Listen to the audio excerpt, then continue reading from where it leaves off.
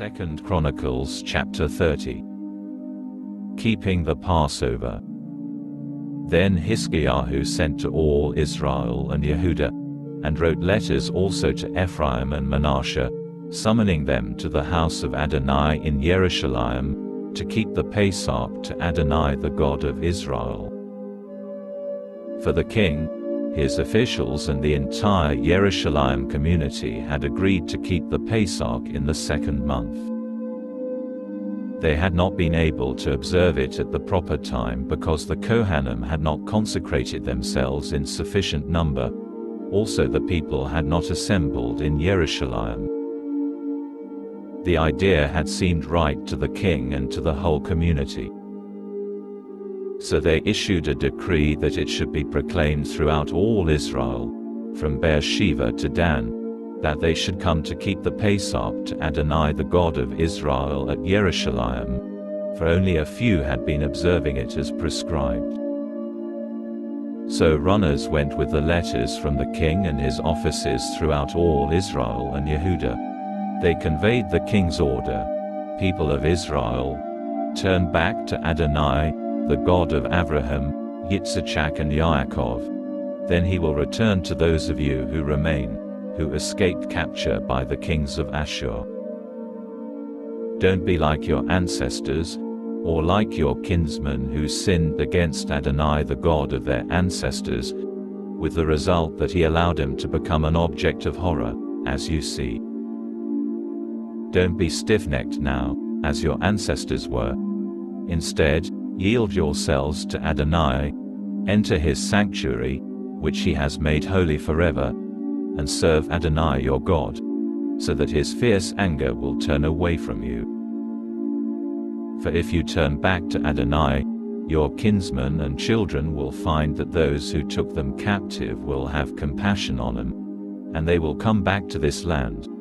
Adonai your God is compassionate and merciful. He will not turn his face away from you if you return to him. So the runners passed from city to city through the territory of Ephraim and Manasseh, as far as Zebulun. But the people laughed at them and made fun of them. Nevertheless, some from Asher, Manasseh and Zebulun were humble enough to come to Jerusalem. Also in Yehuda the hand of God was at work, uniting their hearts to do what the king and the leaders had ordered in accordance with the word of Adonai. Thus, many people assembled in Jerusalem to keep the festival of Matzah in the second month, a huge crowd. First they set about removing the altars that were in Jerusalem, and they also removed all the altars for incense and threw them in Vadi Kidron.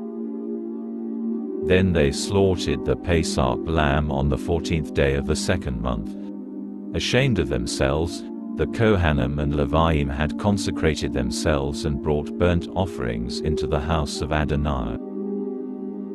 Now they stood at their stations, as prescribed in the Torah of Moshe the man of God.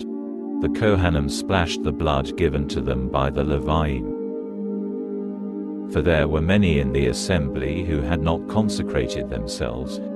Therefore the Leviim were responsible for slaughtering the Pesach lambs and consecrating them to Adonai on behalf of everyone who was not clean. For a large number of the people, especially from Ephraim, Manasseh, Issachar and Zebulun, had not cleansed themselves but ate the Pesach lamb anyway, despite what is written. For Hiskiyahu had prayed for them, may Adonai, who is good, pardon. Everyone who sets his heart on seeking God, Adonai, the God of his ancestors, even if he hasn't undergone the purification prescribed in connection with holy things. Adonai heard Hiskiyahu and healed the people. The people of Israel there in Jerusalem observed the festival of Matzah for 7 days with great joy, while every day the Leviim and Kohanim praised Adonai, singing to Adonai with the accompaniment of loud instruments. Hiskiyahu spoke encouragingly to all the Leviim who were well skilled in the service of Adonai. Thus they ate throughout the festival for the 7 days, offering sacrifices of peace offerings and giving thanks to Adonai, the God of their ancestors. 7 other feast days. Then the whole assembly decided to celebrate for yet another 7 days, and they observed those 7 days too with joy.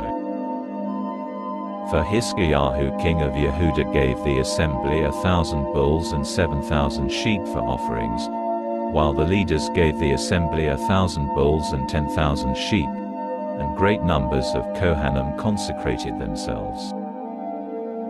All the people who had assembled from Yehuda rejoiced, as did the Kohanim and Leviim, those assembled from Israel, and the foreigners who had come from the territory of Israel or who lived in Yehuda. So there was great joy in Jerusalem, for since the time of Shlomo the son of David, king of Israel, there had been nothing like it in Jerusalem. Then the Kohanim, who were Leviim, stood up and blessed the people. Adonai heard their voice, and their prayer came up to the holy place where he lives, heaven.